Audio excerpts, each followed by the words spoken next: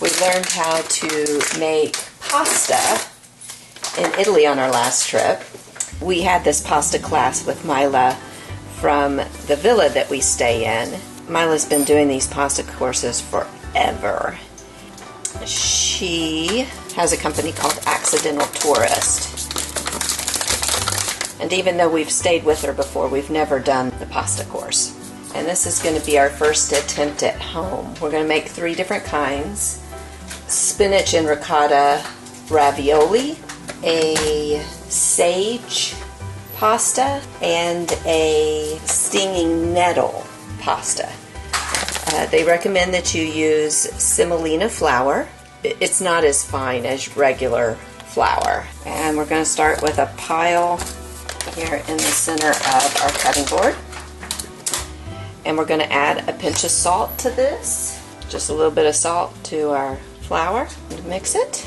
Corey's going to add a heaping teaspoon of beetroot that we're going to mix in. The beetroot will make a nice color. It also has a very good flavor. Our flour, our beetroot, a little bit of salt. Make a pocket in the center of your flour and then put in your egg.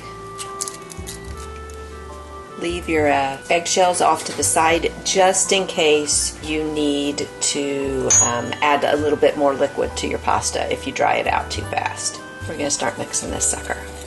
It's amazing how little egg white it takes to bring back a little bit of that moisture. If you keep the eggshells that you used off to the side, you might be able to dip into that extra moisture instead of cracking another egg. So was there anything about the pasta making that you were surprised by? It was very simple. Simple in the fact that they've already figured out all the idiosyncrasies of it and they've done it so many times, so it's just like, oh yeah, this, and it all just happens and boom, it's done. Once you know the specifics of type of flour and what it does and the temperatures and everything else, it all kind of comes together. I've always been told that making pasta is difficult. Yeah, I had too, and always been, there are those things that you're afraid to try. Just because you've been told that it's difficult or it's messy, and it is kind of messy. But so anyway, you just keep looking in some of the flour.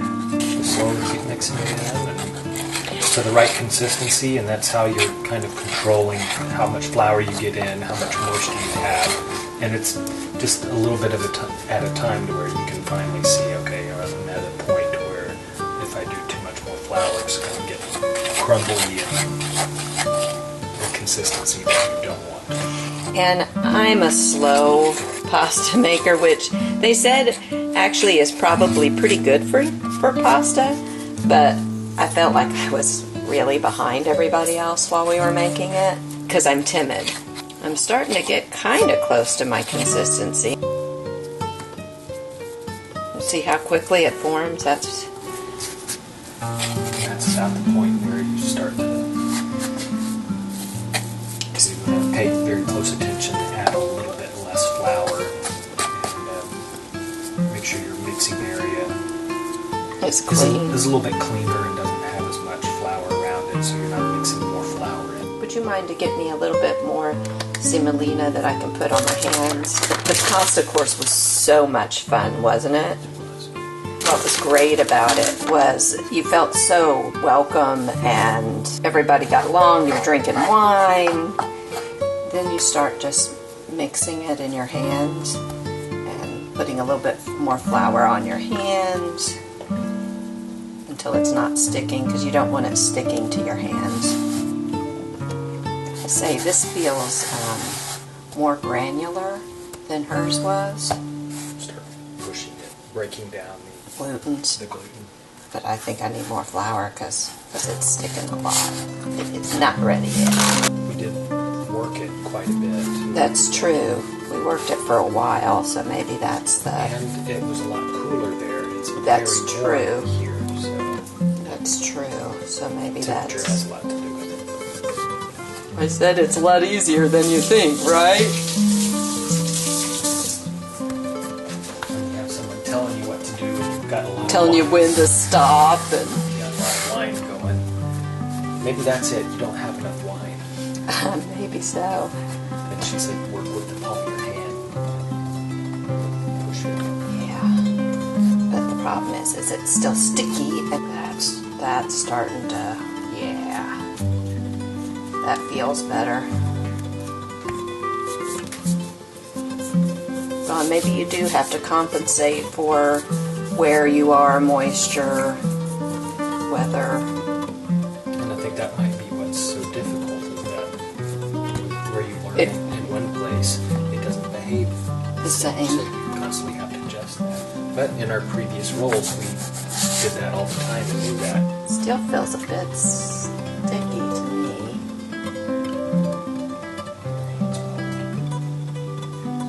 So if I do this, it'll warm it up and get sticky.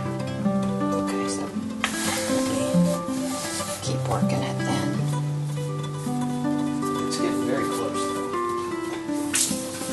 though. And I think I'm going to go ahead and cut this in half. That's Because a good idea because we don't have as much spaces. exactly.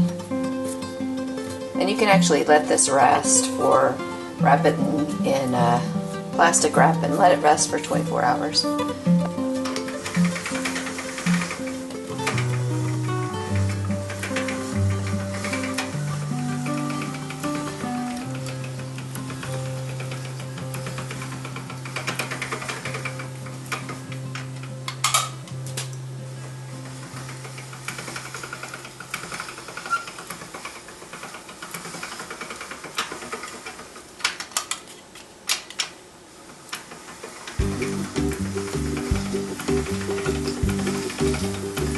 That's Good not it. enough.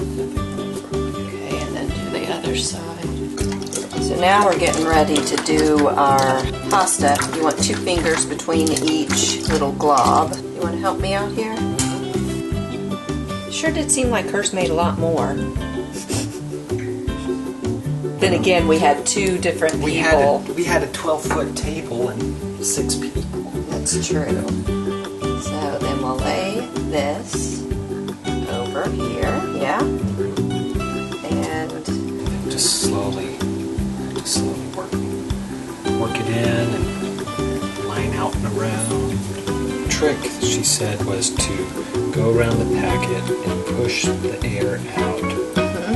So make sure that you don't seal them up yet, because the more air that's in there, the They more explode. chance you have of them exploding. now she cut hers, but you got some nifty little cutters. So Ooh, that seems awfully close, doesn't it it? does. Maybe we don't do that. I wanted a heart one. Somebody filled it up too much for my heart. I don't know how to get it out of here. Well, you could always do it by hand too, the roller. See my little full heart? Now, as long as they don't explode, we'll be good. No, but we can do this too. There, that's how she did it.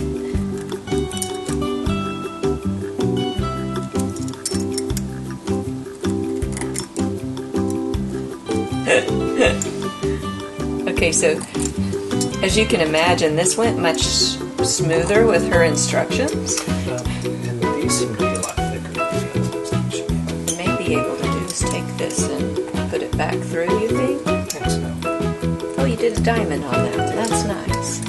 Diamond, heart. Oh, we got a little close though. That's some of the filling popping out.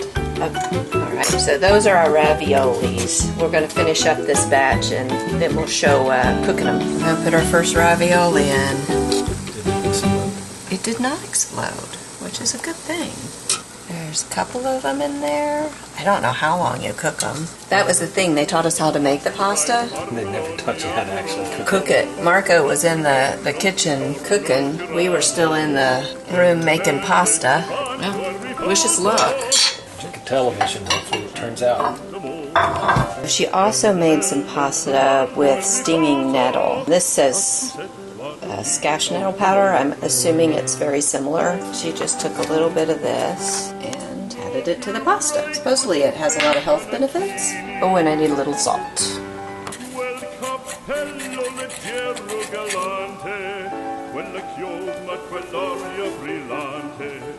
Supposedly you know it's ready whenever you palm press.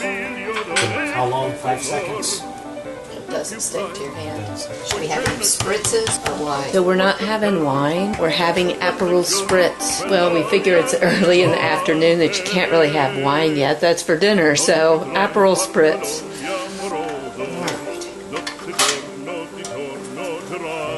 You don't want it, my help. You're going so fast. What are you doing? Stop trying to wear it. It's not a sweater. It's a scarf. It's not a sweater, it's a scarf. This is where it gets kind of crazy. I'm not catching. Hey, wait. Hold it. What are you doing? You're going so fast. What's it doing?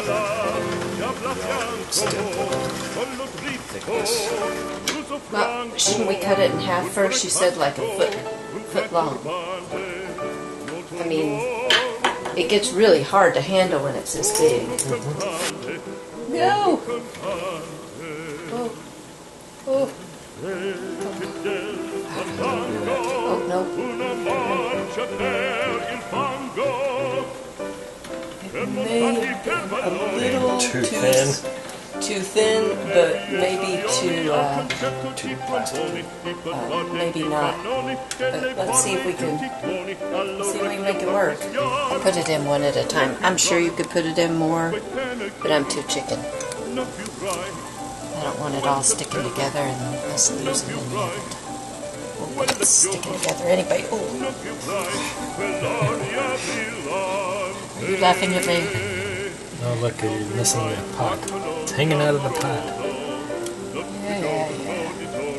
Okay, this is what happens when you go to this wonderful lesson where somebody teaches you how to make pasta, and they do a really great job, and then you come home and you make it too thin, and then you make it too plasticky, and then you run it through the thing, and it all goes to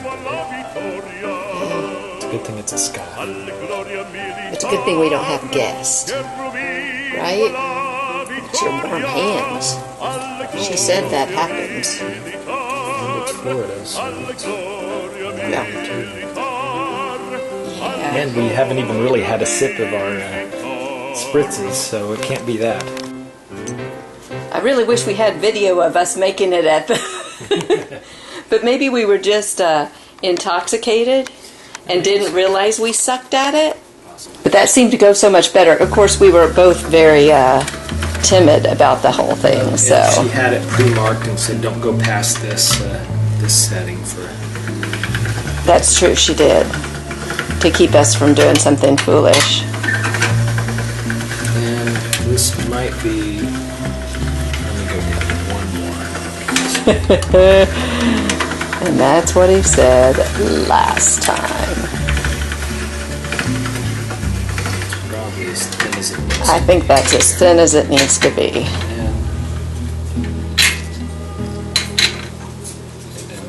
Yep. Hold it. Hold it.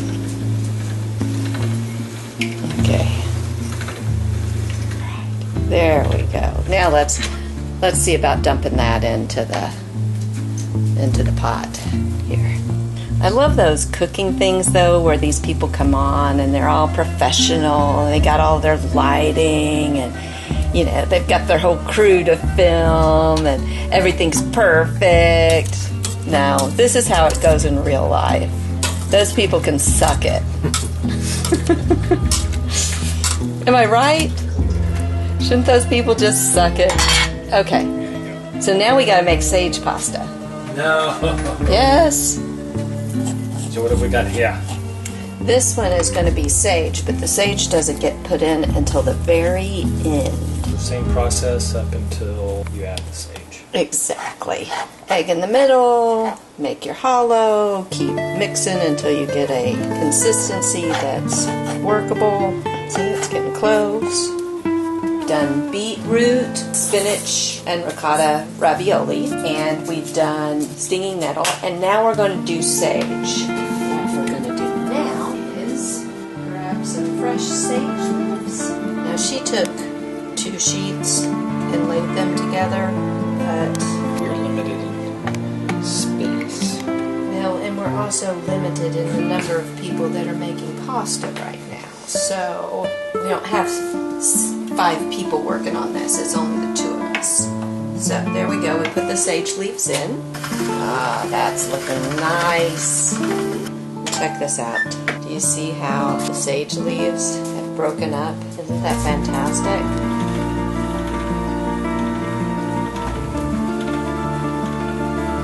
Go throw this in.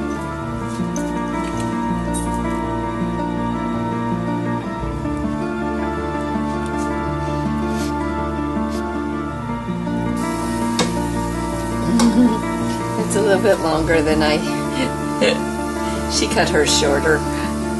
We kind of went crazy. That makes it fun. It does make it fun, doesn't it? Okay. And so we got our 3 different kinds of pasta in there. I made some pesto. We shouldn't go too much pesto because it is fresh pasta. And those are ravioli in sage butter sauce. Here, look. You have my heart.